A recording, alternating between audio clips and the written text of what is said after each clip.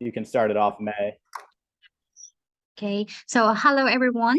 So in the class, there's some problem like a student they are teasing each other all the time, or making a fun note to other pairs and make the argument.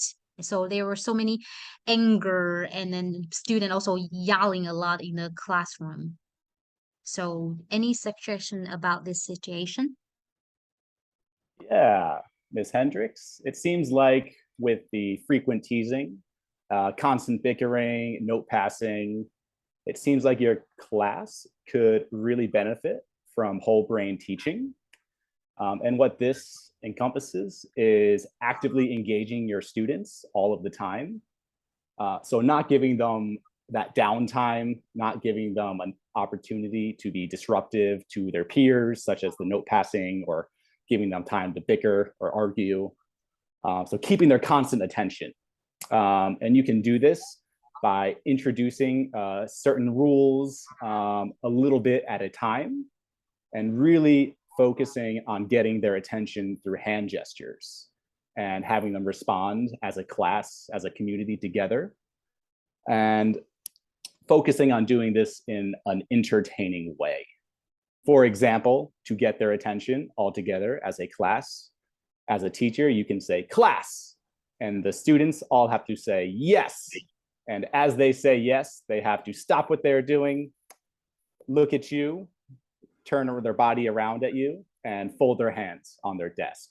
Okay? And you can make it fun by saying class, class, class. And the students have to say yes, yes, yes, or having your own fun spin on it and letting the students even pick some attention getter words.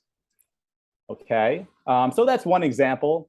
There are lots of other examples. For example, if you say thank you, you can put your hand over your heart as a teacher, and the students have to say you're welcome, and they will put their hand over their heart to show respect and being polite. So those are a few examples, and I know along with those, there are rules. And Matthew, do you want to go into some of these rules?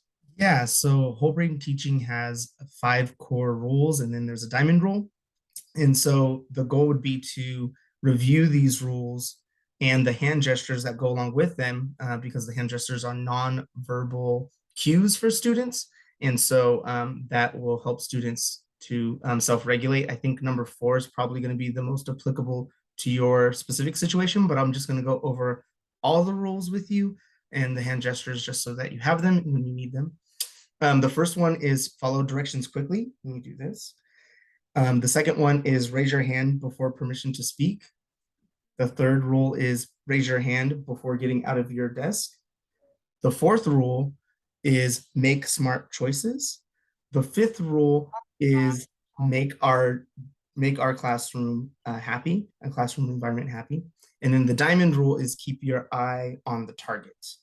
And so those rules could help you to get the class to kind of redirect the class to the behaviors that you are hoping that they self-regulate and self-correct. And I think number 4, make smart choices, might be the one to focus on. And so what you would do is you would say, what's rule number 4? And then students are supposed to say the rule and then also gesture. So. Okay, I like the idea. So first, like Brain said, with a gesture to get attention. After get attention, maybe you, for example, they will arguing, and then you point number. What's in rule number 1? That's follow directions quickly. Or follow the direction, and then rule number 4 is, which I think is, you could do rule number 4 or rule number 5, like make smart choices depending on the situation, or make our classroom environment happy.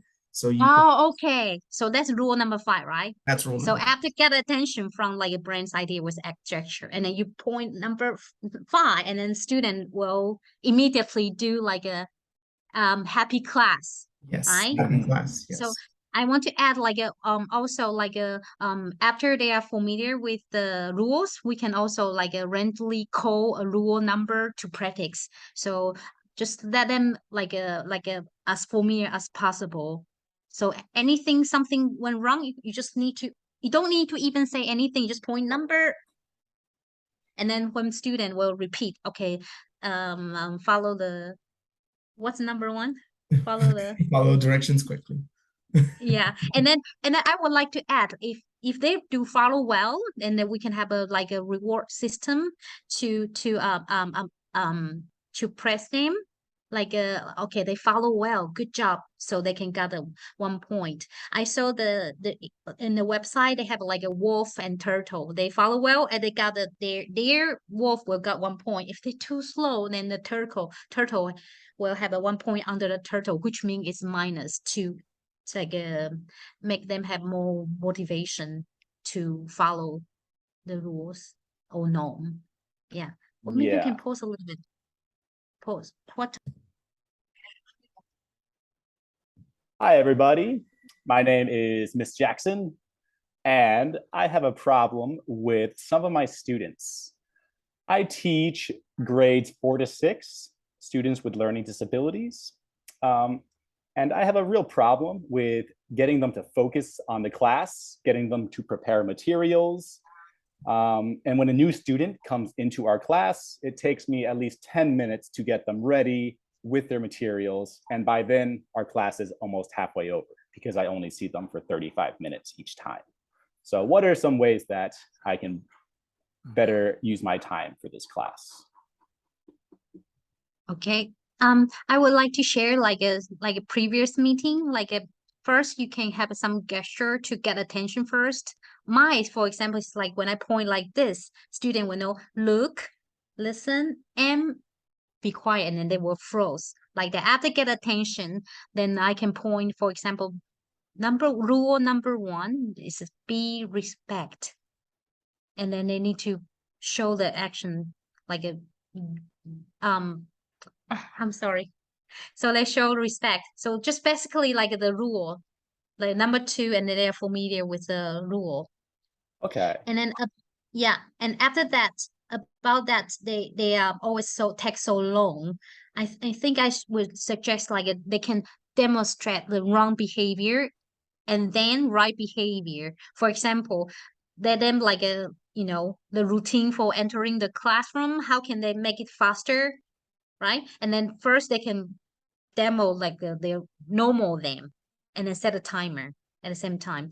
And then next time they let them do the in the right way, and then set a timer. And after that they can also like after that they will discuss together how it was done well, or which part they need to improve. And after that they can do again, and they can beat the previous time. And if they have improved, they hooray can celebrate together, Very fun. celebrate the improvement. Yeah. Excellent. Matthew?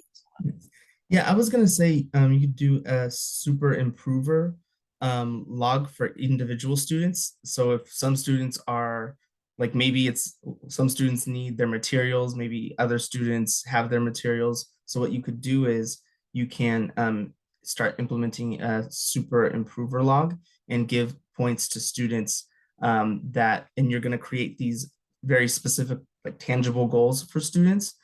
So maybe it's like someone that doesn't have their paper and pen. So maybe that's the goal that you set with that student for the next class. And then you give them points if they are improving upon that behavior. Okay. And then you could do a scoreboard where you, as a class, you say, okay, as a class, are we prepared and ready for class time? And if they are, you give them a point for doing a good job. So like wolf, maybe like wolf represents them doing a good job and doing things quickly, and then a turtle is them doing things slowly or maybe off tasks. And so maybe you give them a wolf point if they have the materials and they're ready to go. And then if they're not, you would give them a turtle point, and you could even use a timer and try to kind of gamify it and try to see if they can beat their time from the previous class. Okay. Excellent. Awesome. I like how, because my students are so high energy and always wanting to move, I like how the WBT can translate easily to the online environment. And I can still use those hand gestures, things like that, to grab all of their attention at once. I think that'll be very helpful. So thank you very much. All right. Thank can you.